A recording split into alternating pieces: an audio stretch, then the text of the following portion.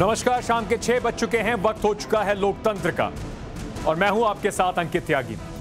आज लोकतंत्र में बात करेंगे अफगानिस्तान की। अफगानिस्तान की बात इसलिए करेंगे क्योंकि तालिबान की जो आतंकी सुनामी है वो एक इस तरीके से तालिबान एक एक करके अफगानिस्तान के शहरों को, कस्बों को, गांव को अपने कब्जे में लेता जा रहा है।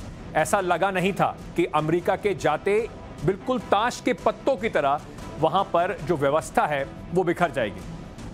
1996 की याद आती है इस समय, जब तालिबान के सामने अफगानिस्तान की सेना ने घुटने टेक दिए थे और तालिबान का राज स्थापित हुआ था।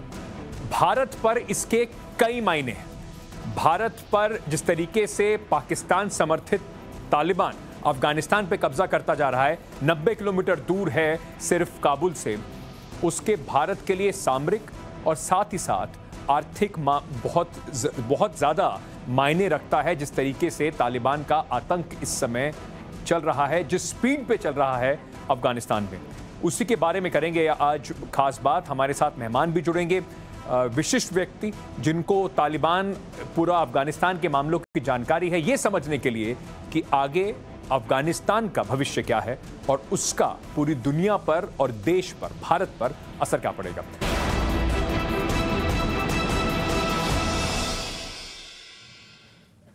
चलिए, सबसे पहले आज बात करते हैं और आपको बताते हैं कि तालिबान की जो एक नॉन स्टॉप आतंक की स्पीड है, उसने ज्यादा लंबा समय नहीं है।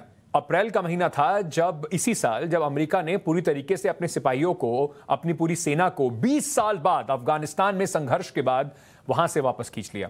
और पाकिस्तान जैसे ही अफगानिस्तान से अमेरिकी सैनिक गए और लगा ये था कि 20 साल तक जो अफगानिस्तान की फोर्सेस हैं, जो उनकी आर्मी है और जो और सिक्योरिटी फोर्सेस हैं, उनको ट्रेनिंग देने के बाद कम से कम तालिबान की जिस तरीके से अभी हमने देखा कि जिस तेजी से वो एक के बाद एक अफगानिस्तान के प्रांतों की राजधानियों पर कब्जा कर रहा है, वो तो शायद देखने को नहीं मिलेगा। इस समय जो हालात हैं वो बिल्कुल वैसे ही हालात हैं जो 1996 में जो अफगानिस्तान का कंप्लीट कोलैप्स हुआ था उससे पहले के जैसे हालात बने हुए थे। अफगानिस्तान में तालिबान जिस तेजी से आगे बढ़ रहा है, कहीं ना कहीं उसका असर भारत पर भी पड़ेगा। अब कहा यह जा रहा है कि राजधानी काबुल पहुंचने में ज्यादा समय नहीं लगने वाला है तालिबान के लड़ाकों को, बस 90 किलोमीटर दूर हैं काबुल से। कई इलाकों पर इस समय तालिबान का पूरी तरीके से कब्जा है। अफगानिस्तान की जो सेना है वहां पहुंच नहीं पा रही। कम से कम 12 सूबे ऐसे हैं जो उनके कब्जे में पूरी तरीके से हैं।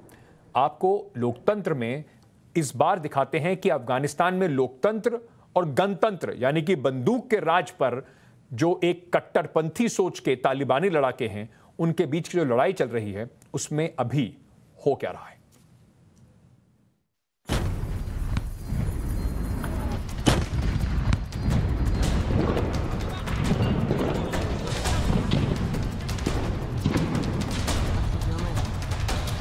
ये तालिबान के एक्शन की सबसे ताजा तस्वीर है। इसी तरह लगातार एक एक शहरों पर कब्जा जमाता जा रहा है तालिबान। अफगानिस्तान के 34 में से 12 सूबों की राजधानी पर अब तालिबान का कब्जा है। कल ही उसने कांधार पर भी कब्जा जमा लिया, जो अफगानिस्तान का दूसरा सबसे बड़ा शहर है।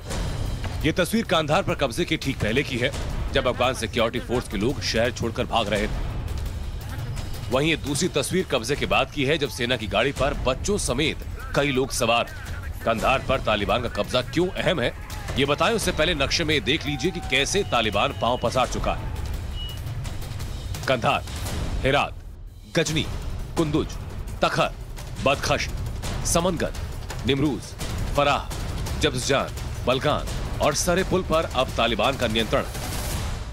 हेरात और गजनी के बाद कंधार का हाथ से निकलना इसलिए अहम है क्योंकि कंधार में इंटरनेशनल एयरपोर्ट है।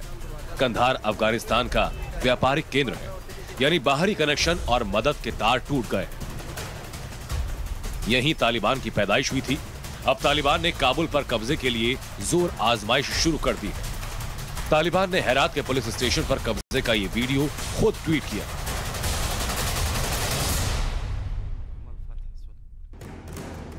वहीं कुंदुज में लड़ाई के बाद तबाही का मंजर है।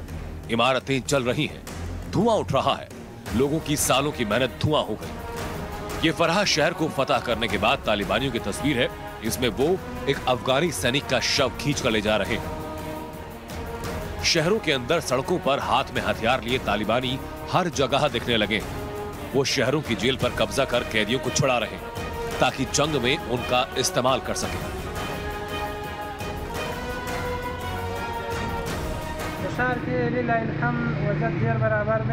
शहर पर हमारा नियंत्रण है। हमारे मुजाहिदीन शहर की पेट्रोलिंग कर रहे हैं। चिंता या डरने की कोई बात नहीं है। हमारे आने से लोग यहाँ खुश हैं। गोलियों की आवाज के बीच जो बचकर निकल पा रहा है, निकल जा रहा है। ये कार भी एक आम नागरिक की है जो गोलीबारी के बीच तेजी से शहर छोड़ गई।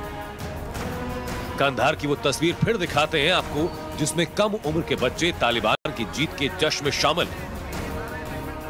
तो वहीं बहुत सारे ऐसे अफगानी युवा हैं जिन्हें अपने भविष्य की चिंता है। तालिबान कब्जा कर राज करना चाहता है, उसे आगे बढ़ने के लिए सियासी रास्ता अपनाना चाहिए। जंग से तबाही आती है।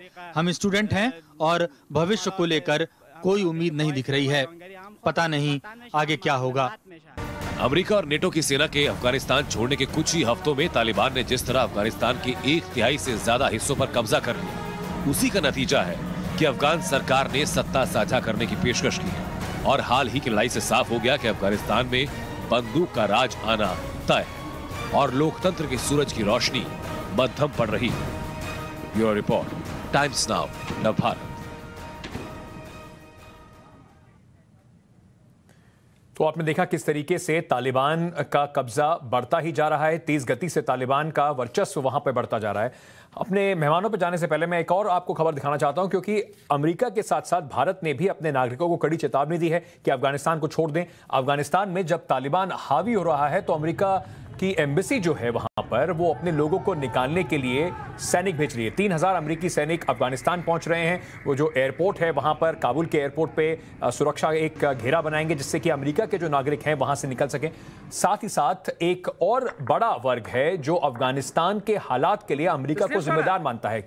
ये मानता है कि जिस तरीके से तेज गति से अमेरिका वहां से निकला, बिल्कुल जैसे गायब हो गया एक दिन, और उसके बाद पूरा सपोर्ट बिना दिए अफगानिस्तान की सेना को गायब हुआ, उसको एक बड़ा वजह माना जा रहा है। जिस तरीके से एक के बाद एक तालिबान वहां पर शहरों पे कब्जा कर रहा है। भारत भी तेजी से अपने लोगों को निकालने के लिए अपील कर रहा है कि वो कमर्शियल फ्लाइट बंद होने से पहले तुरंत देश वापस आ जाए।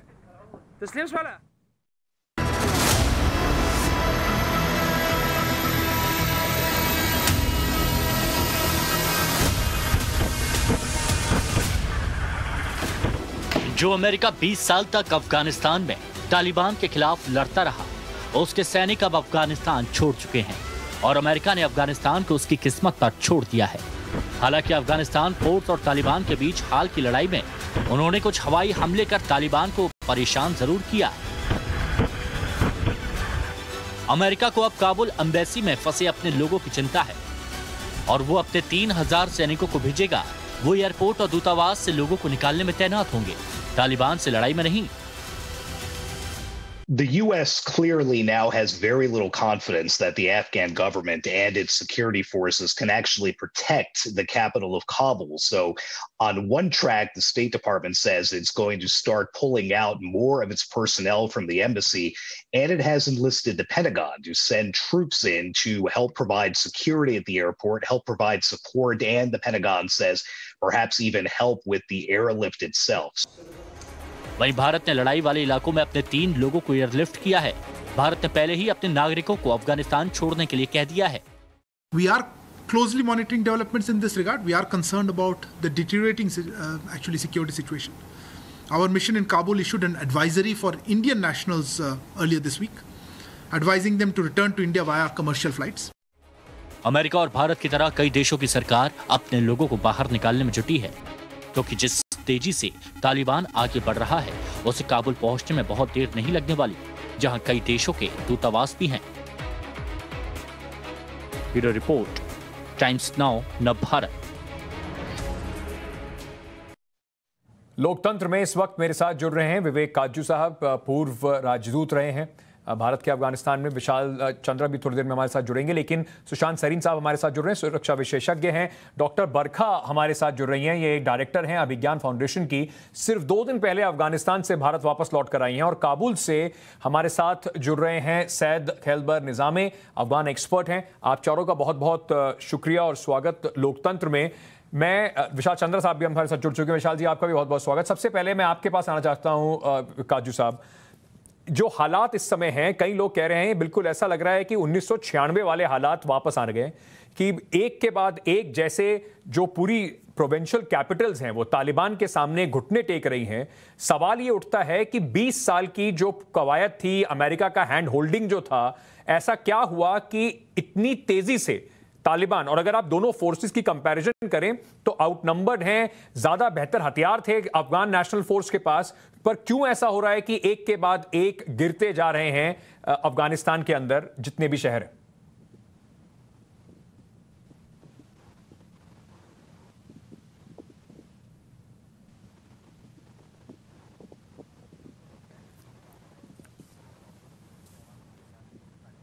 विवेक काजू जी, आप मेरी आवाज सुन सकते हैं?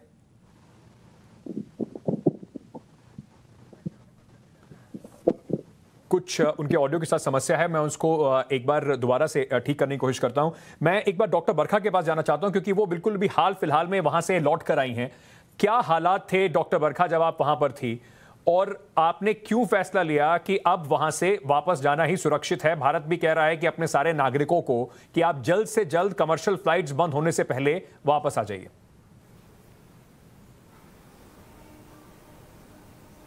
मैं लगभग 1 महीना पहले गई थी काबुल।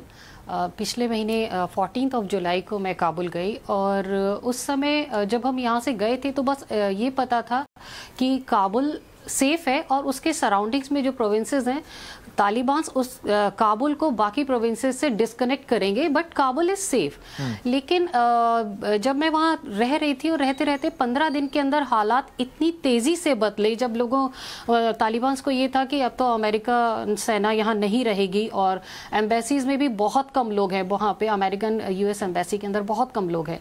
तो उस समय मुझे ये महसूस हुआ कि 15 दिन के अंदर काबुल भी ऐसा हो गया कि बिल्कुल अनसेफ, काबुल बिल्कुल अनसेफ हो चुका था, और हालात बहुत ख़राब थे। फिर यहाँ आने से पहले करीब 2-3 दिन पहले मेरे पास एम्बेसी से एक ईमेल भी आया, नोटिस भी आया, यू जस्ट लीव अफगानिस्तान।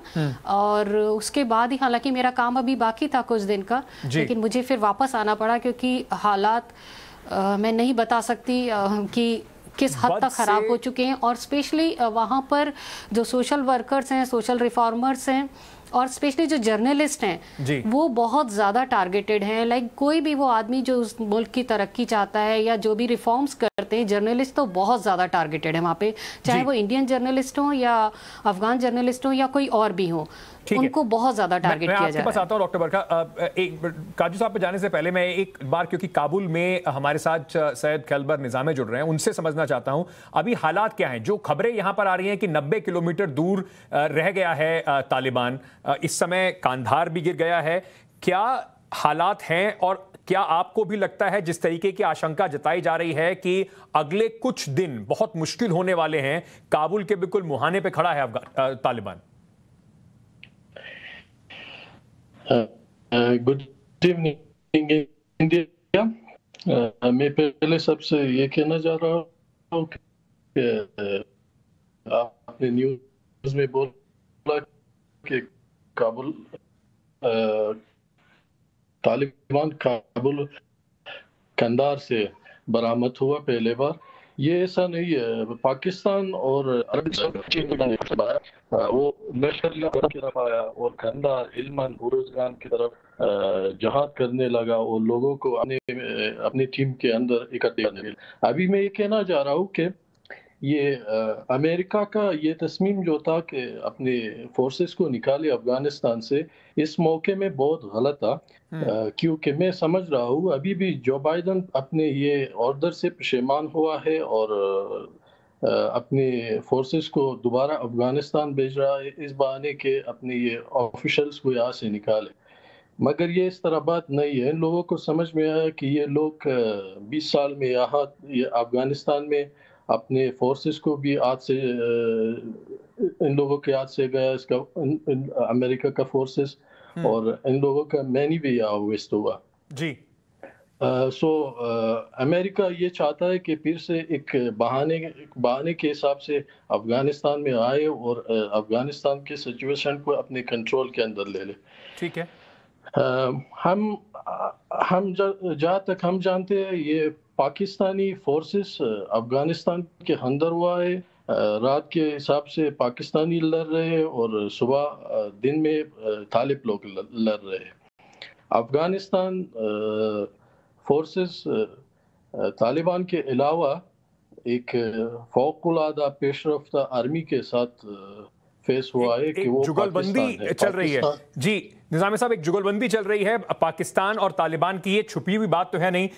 विवेक काजू साहब, मैं आपसे समझना चाहता हूं, ये जो अभी हालात बने हुए हैं, मैं पहले भी पूछ रहा था कि बिल्कुल ऐसा लगता है कि 1996 वाले हालात हैं। तेज गति से जिस तरीके से तालिबान की एक सुनामी आई है, क्या इस समय हम एक बार फिर 20 साल पहले वाली सिचुएशन में अफगानिस्तान को जाता हुआ देख रहे हैं? देखिए, 20 साल पहले जो सिचुएशन थी वो अलग। हाँ, इस वक्त अफगानिस्तान पर तालिबान प्रभावी हो रहे हैं। अफगानिस्तान की सेना जो है, जिसको अमेरिकियों ने 20 साल तक बढ़ाया, उसका जो प्रदर्शन रहा है वो खेदजनक रहा है। लेकिन इस वक्त तालिबान को जो अंतर्राष्ट्रीय मान्यता मिल चुकी है वो 20 साल पहले नहीं मिली। तो जो इस वक्त जो ग्राउंड सिचुएशन है अफगानिस्तान की और जो अंतर्राष्ट्रीय स्थिति है वो बिल्कुल अभी अलग है। मेरा मानना है कि चाहे इस वक्त अंतर्राष्ट्रीय समुदाय ये कहे तालिबान से कि उनको अफगान सरकार काबुल में जो अभी है उसके साथ बातचीत करके एक इंटरिम गवर्नमेंट बनानी चाहिए, फिर सीजफायर हो, फिर आगे जाके प्रणाली अफगानिस्तान की बने। वो चाहे कितना भी कहे और ये कहे कि जो अगर सरकार तालिबान ने अमीरात को फिर से एक बार इस्टेब्लिश किया और उसको मान्यता नहीं मिलेगी, तो तालिबान जो है वो सोच सकते हैं कि शायद कुछ दिनों तक ये इंटरनेशनल सॉलिडारिटी रहे, लेकिन उसके बाद वो टूट जाएगी और रूस और चीन उनको मान्यता देंगे, पाकिस्तान भी देगा। तो इस वक्त बड़ी नाजुक स्थिति है। लेकिन इस सब का जो एक जो इम्पोर्टेंट पॉइंट है वो ये कि अफगानिस्तान की सरकार में यूनिटी नहीं रही। गनी साहब और उसके पहले कारजाई साहब ने जो तालिबान का एक जो उनकी जो मान्यताएं थी, जो विचार था, विचारधारा थी, उसका मुकाबला उन्होंने पश्तूनों में नहीं किया और आपस में लड़ाई हुई। और जो सेना जो थी अफगानिस्तान की, जिस पर सब लोग निर्भर कर रहे थे और ये था कि अमेरिकियों ने बनाई है, उसका, जैसे मैंने आपसे अर्ज किया, उसका प्रदर्शन तो खेदजनक रहा है। हाँ, अब ये कहा जा सकता है कि तालिबान के साथ साथ पाकिस्तानी लड़ रहे हैं और भी अंश लड़ रहे हैं, वो सही हो, उसको मैं, लेकिन मोर्चा छोड़ के तो कोई नहीं भागता है।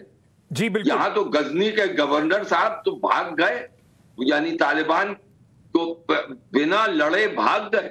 ये किस तरह के लोग हैं? एक बड़ी चिंता की बात है और ये कई जगह देखने को मिला। सुशांत सरीन, मैं आपको इसमें लेके आना चाहता हूं। जिस तरीके से दोहा में बातचीत चल रही है, एक तरफ वो कोशिश करते हैं, बार बार तालिबान आके कहते हैं नहीं हम तो इस तरह की एट्रोसिटीज कर ही नहीं रहे। चाइना वो जाते हैं, वहां पर फोटो खिंचवाते हैं चाइना की टॉप लीडरशिप के साथ।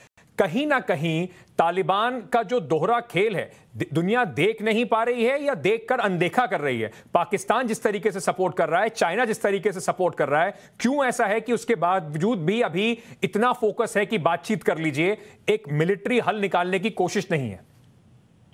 यार, बातचीत कभी भी अंकित सिर नहीं चढ़नी थी और मेरे ख्याल ढकोसला था, एक तरीके से चने के झाड़ पे चढ़ाया हुआ था, ट्रक की बत्ती के पीछे लगाया हुआ था और अमेरिका और बाकी सारे देश लगे हुए थे उसके पीछे, क्योंकि अमेरिका ने कम से कम 7-8 साल पहले ये डिसाइड कर लिया था कि वो अब ये जंग से हटना चाहता है, इसमें ज्यादा देर नहीं रहना चाहता, और वो धीरे धीरे करके वो उस तरफ बढ़ रहा था। और ये सबको ये एक जैसे स्नेक ऑयल बोलते हैं बेच रहा था कि जी कोई एक आपकी इनके साथ कोई समझौता हो जाएगा।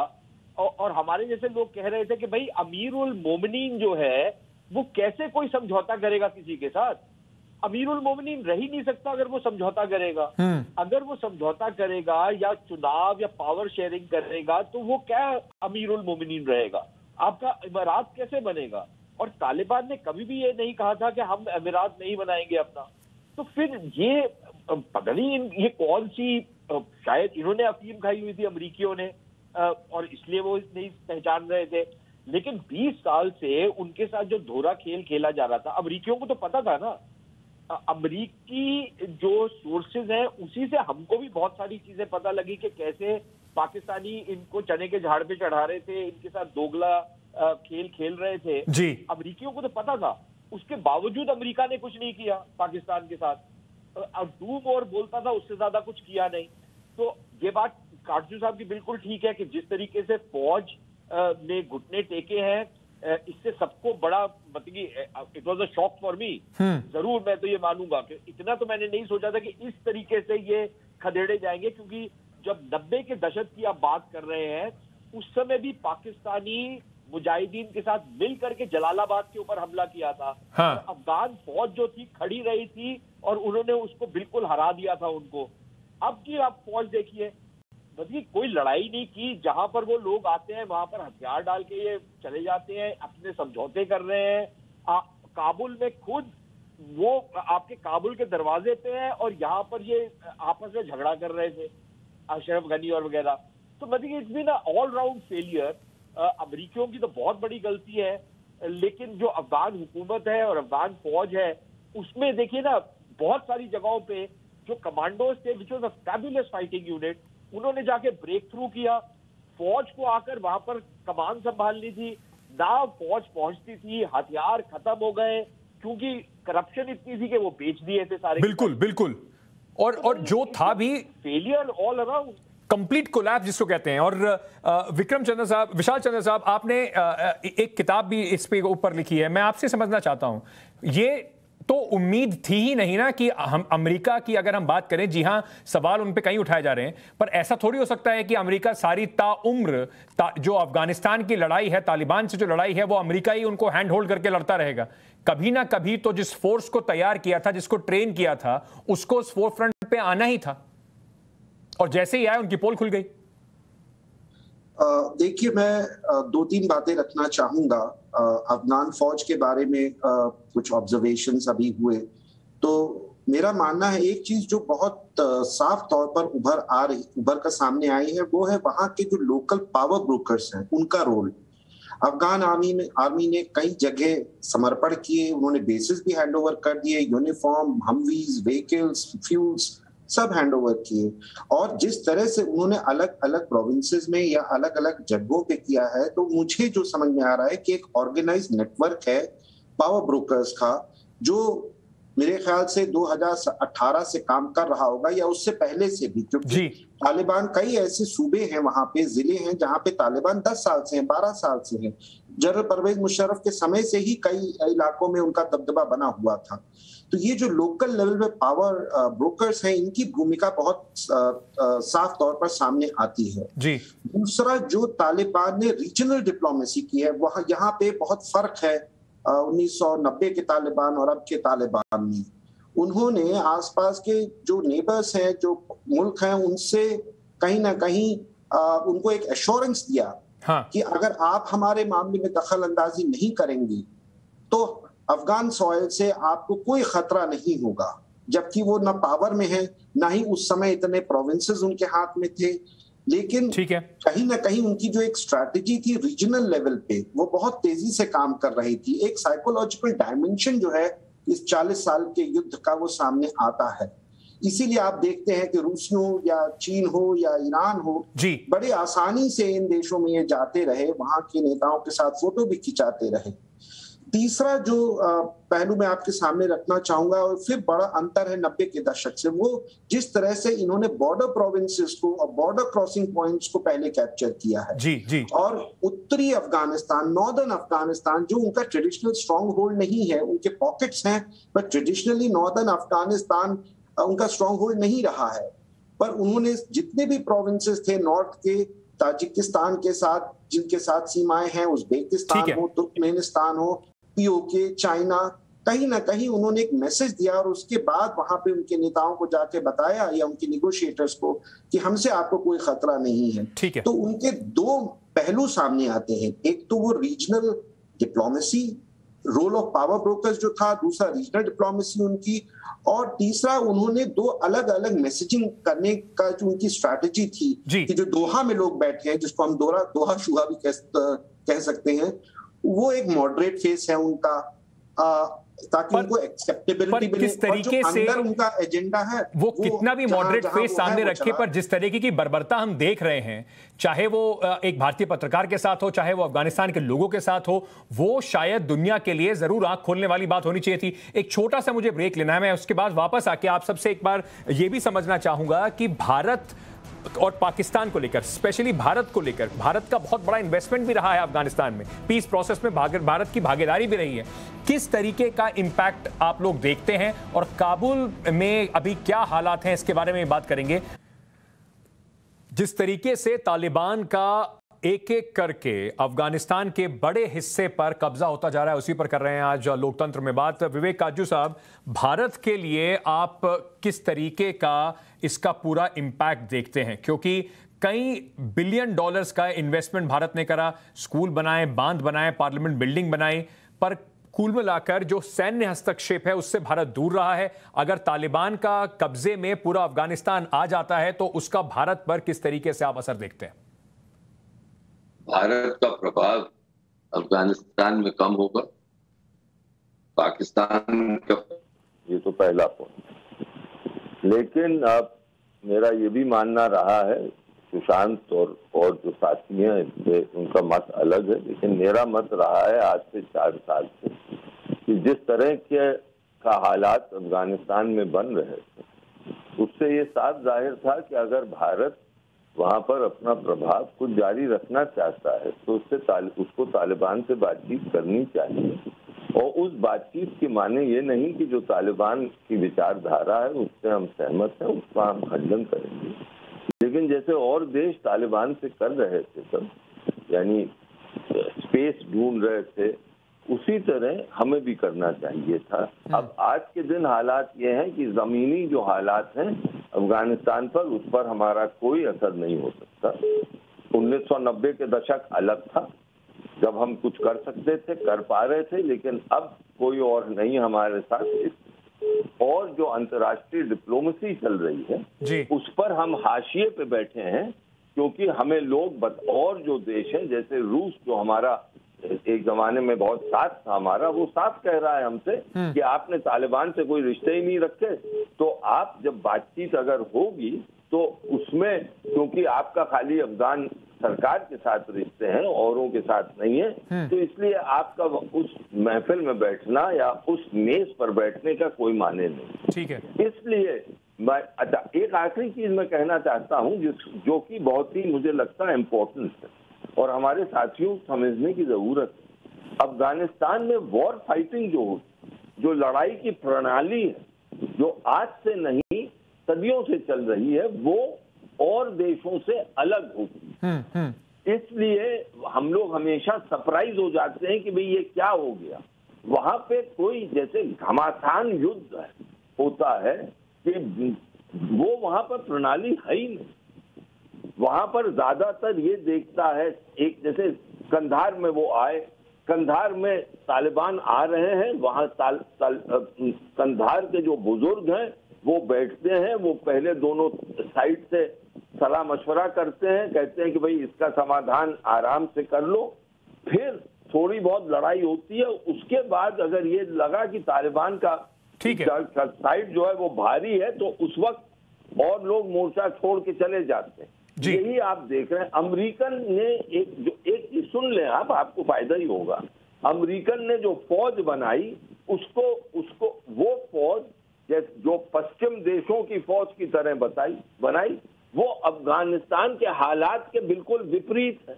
वहां पर इस तरह की लड़ाई नहीं होती। 1990 के दशक में जो जमीनी नेता थे उनको वो बाद में 2001 के बाद उनको वॉरलॉर्ड कह के उनकी जो शक्ति थी वो खत्म कर दी और बाहर के नेताओं को ले आए, जैसे कारजाई और या जैसे गनी जी। अब इनकी क्या पहुंच, ये किस तरह के लोग, तो अब उन्होंने सब साबित हो गया है। अभी जो हालात हैं और उन हालातों पर एक बार मैं बरखा जी के पास जाना चाहता हूं। बरखा जी, आप हमारे को अगर बता सकती हैं कि इस समय वहां पर महिलाओं के लिए बहुत खतरा है, डर लोगों में बहुत ज्यादा है, तो जिन लोगों के साथ आप काम कर रही थी, आप एक एनजीओ के साथ काम करती हैं, उन लोगों से जब आपका इंटरेक्शन हुआ या आपने जो अपने आसपास देखा वो जरा थोड़ा हमारे दर्शकों को बताइए। जी, जो आप बता रहे हैं जैसे कि लेडीज़ यही समझ रही हैं वहाँ पर पिछले 10 सालों में जो लेडीज़ थी वो हर सेक्टर में काम कर रही थी। बहुत हाई काउंसिल्स थी, कई जगह पे अच्छे डेजिग्नेशंस में थी, कॉरपोरेट सेक्टर्स में काम कर रही थी, एनजीओज़ में काम कर रही थी। तो अभी सब लेडीज़ का ये सोचना है कि अगर तालिबान यहाँ आ जाते हैं काबुल के अंदर तो उनके साथ फिर वही पुरानी सिचुएशंस हो जाएगी जो अब से करीब 30-40 साल पहले थी कि लेडीज़ घर से बाहर नहीं निकल सकती, काम नहीं कर सकती और हालात जो है वो बिल्कुल भी उनके फेवर में नहीं रहेंगे। ये एक बहुत बड़ा मसला है, लोग डरे हुए भी हैं। और आपको मैं बताऊं कि रोज़ मेरे पास जब से मैं यहाँ आई हूँ और जब मैं वहाँ भी थी तो तमाम लोग बस एक ही बात कहते थे कि हमें बस किसी तरह यहाँ से बाहर निकालो, यहाँ ये सिचुएशन रहने लायक नहीं है। लोगों को एक आदत पड़ गई थी एक अच्छी ज़िंदगी जीने की, अच्छे से मतलब जो अब हो रहा है उससे तो बहुत बेहतर था। लोग जॉब में जा रहे थे, लेडीज़ अलग अलग जगह काम कर रही थी, अलग अलग सेक्टर्स में काम कर रही थी और लोकल पीपल्स जो थे अभी। लेकिन एक बात मैं ज़रूर कहूँगी कि अभी भी जो लोकल अफगान्स हैं उनको अपनी फ़ौज पे बहुत भरोसा है। वो हमेशा एक बात ये ज़रूर कहते हैं कि हमारी फ़ौज हमारे साथ है और अगर कुछ भी हुआ तो हम भी उनके साथ कंधे से कंधा मिला के एक आप ऐसे कह सकते हैं कि सिविल वॉर जैसी सिचुएशन भी हो सकती है। अगर हालात हद से ज़्यादा ख़राब हो गए तो लोग सेना के साथ खुद को भी तैयार रखते हैं इस चीज़ के लिए कि हम भी मुकाबला करेंगे, क्योंकि कोई भी आदमी, कोई भी लोग बदतर हालत में जाने से पहले एक बार तो कोशिश ज़रूर करेगा। उस हालात में तो कोई भी नहीं जाना चाहेगा। जो तालिबान का समय था उसको तो सबने देखा किस तरीके के हालात थे, वहां कोई नहीं जाना चाहेगा। सुशांत सरीन, क्या हमारी डिप्लोमेसी, क्या हमारा फोकस पाकिस्तान पर ही इतना रहा कि हम और इंपॉर्टेंट रोल प्ले कर सकते थे अफगानिस्तान में, जो हमने अपॉर्चुनिटी मिस कर दी, चाहे वो सैन्य इंटरवेंशन हो या और किसी तरीके से? यार इसमें गलतियां तो बहुत थी। जो काटजू साहब कह रहे हैं उनकी अपनी राय है, मेरी अपनी राय है कि हमारे को क्या इस टाइप के किसी गिरोह के साथ कोई बातचीत करनी चाहिए थी, नहीं करनी चाहिए थी। और यही चीज सरकार के अंदर भी थे, सिर्फ पाकिस्तान का मसला नहीं था। लेकिन मेरे ख्याल तमाम जो मनमोहन सिंह जी की सरकार थी और ये वाली सरकार भी जो थी, मेरे ख्याल एक असमंजस की स्थिति थी कि इनके साथ कोई बातचीत की जाए, किस हद तक बातचीत की जाए। तो मेरे ख्याल आप अब इन रेट्रोस्पेक्ट आप कह सकते हैं कि जी गलती की, मैं मानता हूं कि गलती नहीं की। कोई ये जरूरी नहीं है कि अगर तालिबान आज काबिज हो गए हैं तो ये सदियों तक काबिज रहेंगे। ये भी जरूरी नहीं है कि तालिबान और पाकिस्तान के रिश्ते जो हैं वो सदियों तक अच्छे रहेंगे। और पाकिस्तानियों को थोड़ा बहुत काटजू साहब भी जानते हैं, थोड़ा बहुत मैं भी जानता हूं, और उनकी आदत है उंगल करने की, वो करेंगे। और जब वो करेंगे तो वहां पर उनका और तालिबान के बीच में कहीं ना कहीं पे प्रॉब्लम्स होंगी, ना सिर्फ पाकिस्तानियों और तालिबान के बीच में होंगी, लेकिन जो तमाम और पड़ोसी देश अभी उनके साथ बड़े गले वाले मिल रहे हैं, उन सबके साथ प्रॉब्लम्स होंगी, क्योंकि उन सबके जो कट्टरपंथी तत्व हैं वो तालिबान की फौज में शामिल हैं, उनके साथ लड़ रहे हैं। और कल को ये नहीं होगा कि तालिबान उनको कहें कि भाई हमारी तो लड़ाई खत्म हो गई, अब आप अपने अपने घर जाइए, या अब आप अपने घर में वो सब कुछ नहीं कर सकते जो आप हमारे घर में आके कर रहे थे। मेरे ख्याल वहां पर इश्यूज रहेंगे। शायद वो जो दरवाजे अभी बंद हैं कल को खुल भी सकते हैं। अब वो जब खुलेंगे, क्या हम उन दरवाजों के अंदर जाना चाहेंगे या नहीं जाना चाहेंगे, तब देखी जाएगी। वो अभी कहना मुश्किल है। एक चीज और कहूंगा, 90 के दशक में जो एक बहुत बड़ा फर्क था वो ये था कि जब काबुल के ऊपर ये लोग काबिज हुए तालिबान, तो जो नॉर्थ का सारा एरिया था वो सारा का सारा तालिबान के वर्चस्व से दूर था। और 2001 में जब वो वहां पर ऑलमोस्ट टेक ओवर कर लिया था तो 9-11 हो गया था और तालिबान को खदेड़ दिया गया। अब हालात टोटली डिफरेंट हैं। क्या रेजिस्टेंस होगी? बाकी तो सब कुछ गिर चुका है, एक काबुल बचा है मात्र, और कुछ हजारा एरियाज बचे हैं, वहां पर भी शायद पता नहीं क्या होगा। लेकिन काबुल के गिरने में मुझे तो कोई बहुत ज्यादा टाइम नजर नहीं आ रहा। शायद महीने के आखिर तक या अगले महीने के आखिर तक वो हालात पैदा हो जाएंगे। मेरे को नहीं लगता कि कोई बहुत बड़ी रेजिस्टेंस होगी। जैसे हमने बाकी जगहों पे देखा है, मेरे को तो लगता है वैसे ही वहां पर होगा। छोटी मोटी पॉकेट्स रेजिस्टेंस की हो सकती है, लेकिन अदरवाइज गेम तो खत्म हो चुकी है।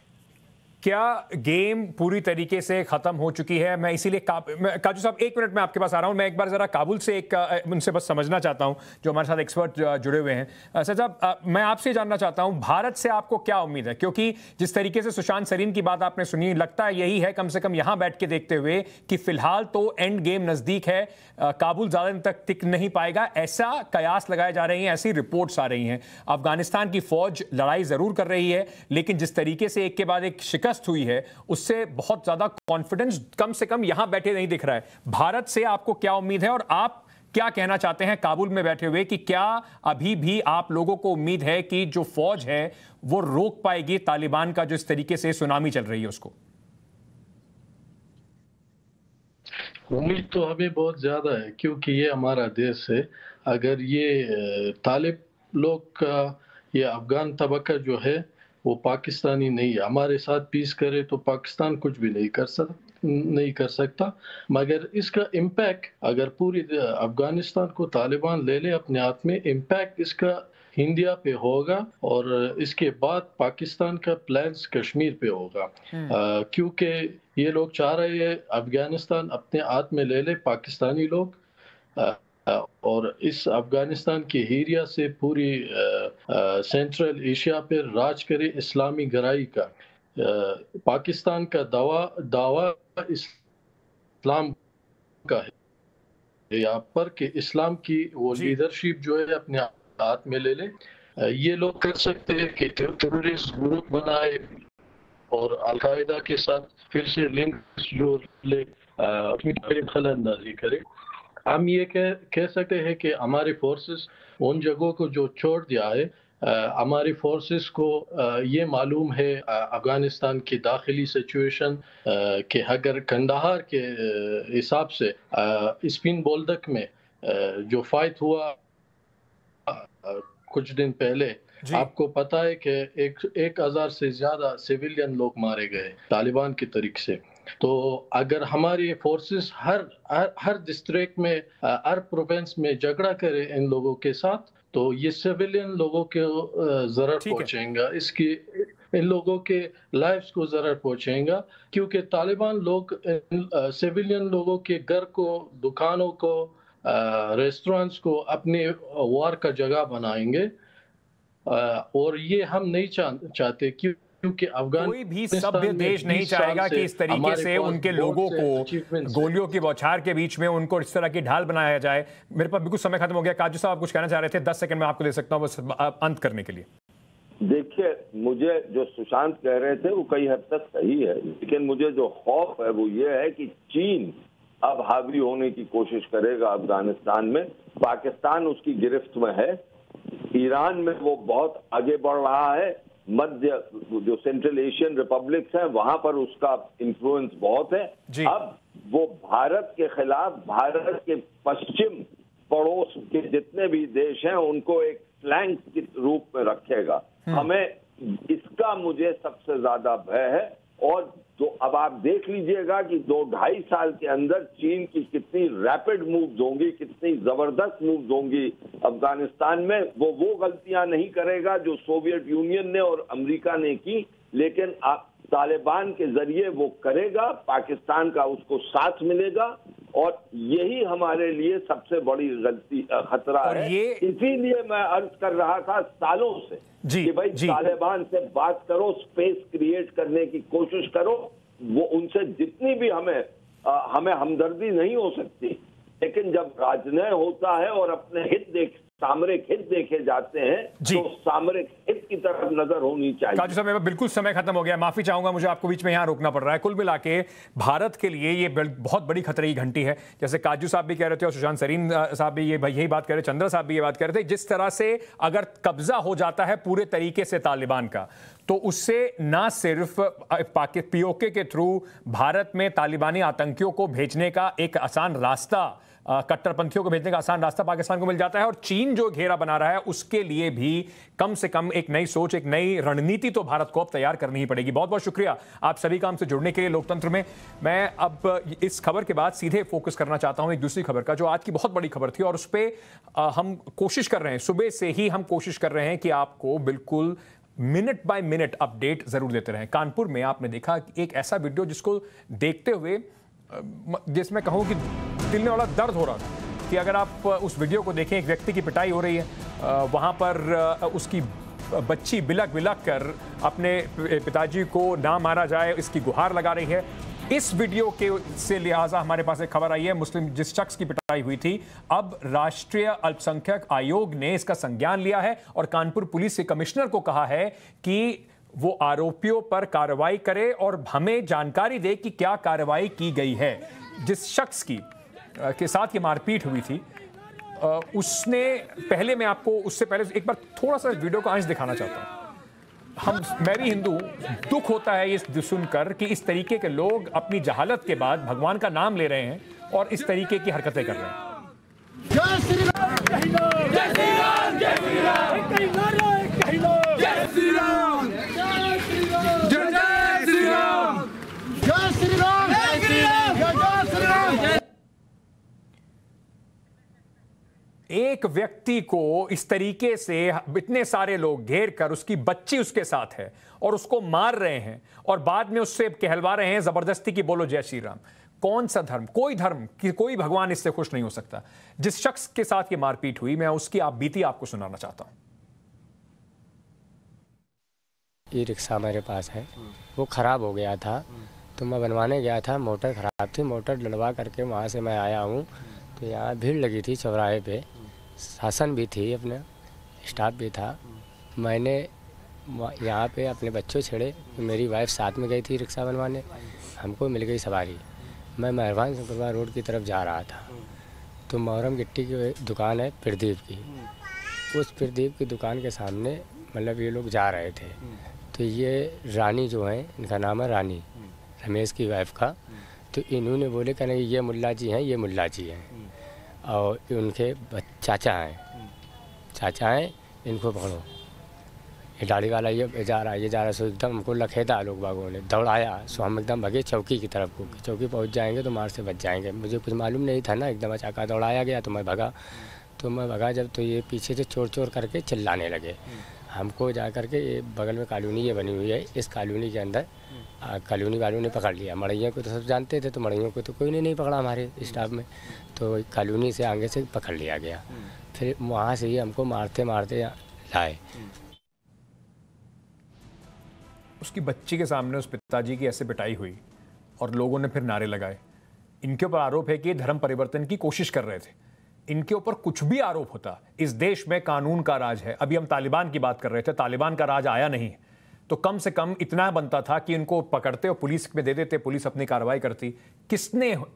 किसने इन लोगों को इतनी हिम्मत दी कि वो इस तरीके से किसी की पिटाई करें और उसको कहें कि हमारे भगवान का नाम लो?